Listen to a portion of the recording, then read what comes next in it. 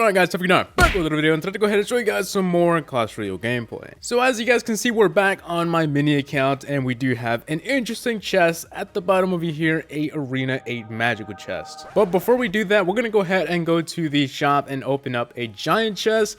I actually haven't opened up a giant chest on this account for quite a while, so I'm interested to see what we get this time. So 440 gems, let's see what we get. So we have some gold, 1700 of it. One prince, which is an epic, pretty good. We can now upgrade our elixir collectors to level 6. And finally, the last card will be 230 ice spirits.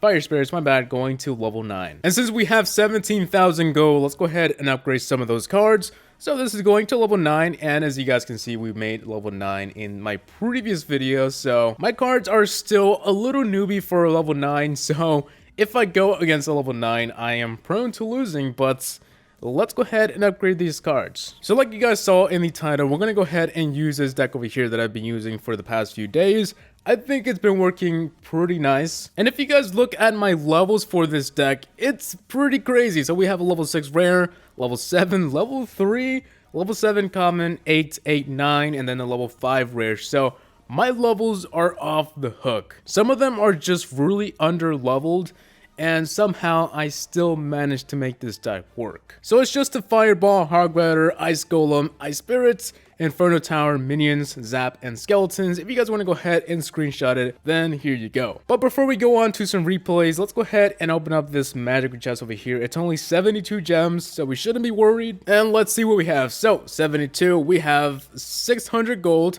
okay, 1 Fireball, 1 Furnace, alright, I see a pattern here.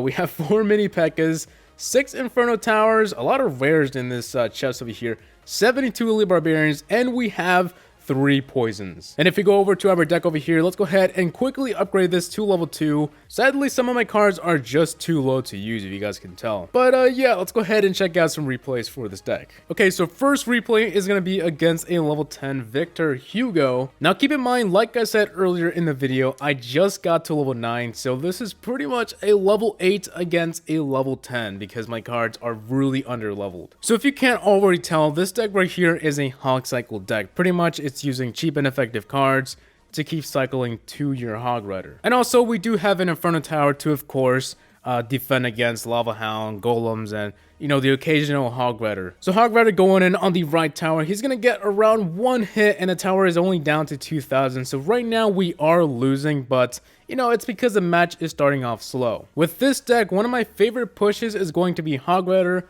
Skeletons, and Zap.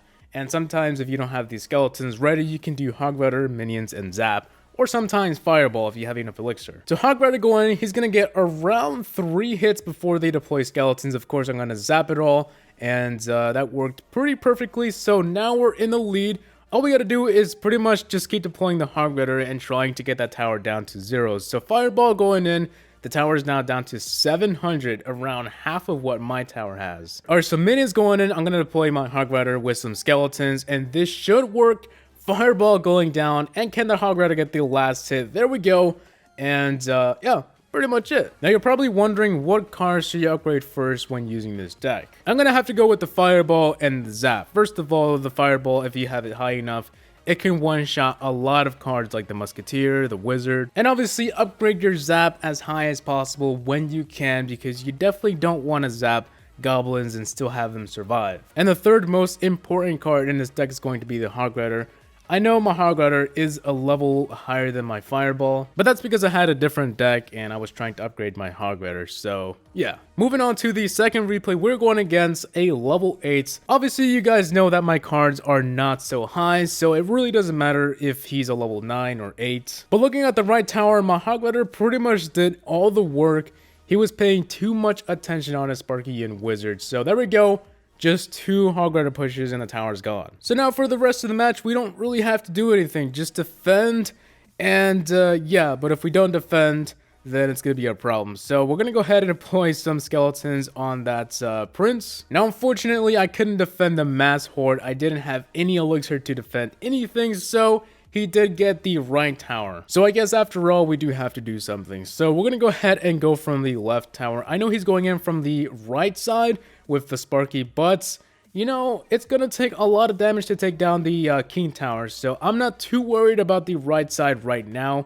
I think I have enough elixir to counter everything he has. So left tower is going down only at 141. I'm just gonna throw a fireball in all this clutter, and there we go. The Sparky and Prince push is gone, just like that. Once again, Hog Rider going in from the left side, just one hit, and bam, there we go. The tower's now gone. And also the Wizard. He was too distracted with the Hog Rider, so now I think we can 3-star this one, or 3-crown him. And all we gotta do is just keep on throwing cards.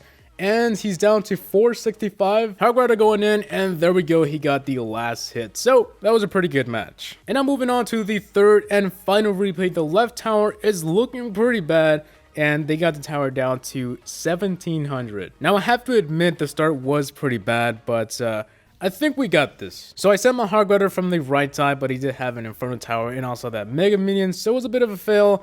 But now we do know what cards he has. We know that he has an Inferno Tower, so next time we're going to try and take down the Inferno Tower first, or send in the Hog Rider when the Inferno Tower has a little bit of health. So now on the left side, Hog Rider is going at it, and my skeletons are attacking those other skeletons, and we got the tower down to 1400. So now we're at a huge lead. To counter the Hog Rider, I'm going to deploy some skeletons, and now I think it's the perfect time to deploy once again my Hog Rider. So that push was pretty good. The skeletons and the Hog Rider was no match for the Mega Minion. So I don't know, the Mega Minion was just too slow and he couldn't take it. It was just too many skeletons, and the Hog Rider just had too much HP. I guess it's safe to say this match was pretty easy. I had a counter to every one of his cards, and I think that's the good part about this deck. You will always have a counter to every deck. Only 15 seconds left. I'm gonna throw a fireball on the Wizard and the Mega Minion, and I don't think there's nothing he can do unless he throws a nuke or something, but yeah, there's obviously none of that. So there we go, the match is now over, and that was a pretty good match. So that's pretty much it for the deck I've been using. Let's go ahead and open up the silver chest over here. We have some gold, bomber, and mortar.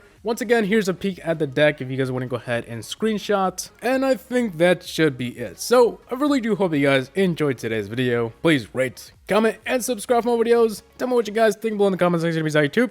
See you all in the next one. Peace!